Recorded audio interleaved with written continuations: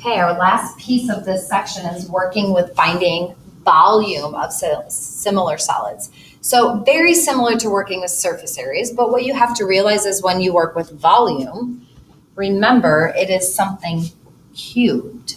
So on our previous set, we would square, because we were working surface area and surface area squared, we would square that other linear measure.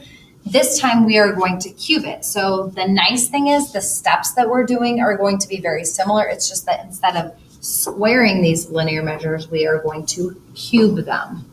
Okay, we're going to take them to the third power, not times 3, but to the third power, or themselves, that number times itself 3 times. Okay, so I like to do the method of all of my information of red in one ratio and blue in the other. So 5 to the third power is the same as 125.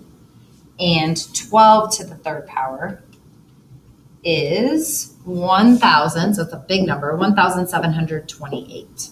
Okay, so now I'm going to go ahead and pull my information. So my linear measure on red was 125 over, I don't know the surface area, so we'll just put in X, is equal to the linear measure on the other one was 1,728 over a volume of 288. We are now going to cross multiply, divide. So 288 times 125 divided by 1,728 gives me 20.8 approximately. It's 20.83 repeating. So we'll just say 20.8. Dimensions were centimeters, and that is cubed. Okay, very similar to what you guys just got done working with. Just now we are going to, we are going to be cubing that information instead of squaring.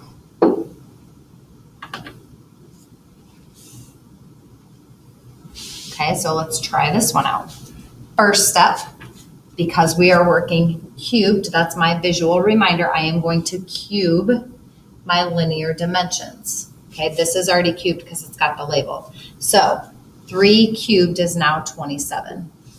And 4 cubed, 4 times 4 is 16. Times 4 gives me 64, so this is 64. Okay, linear measure, 27 over the volume of 9 is equal to the linear measure on red is 64 over my volume of, I don't know. So 64 times 9 divided by 27 gives me 21.3. And that was repeating. Dimensions are inches, and it's cubed. Okay?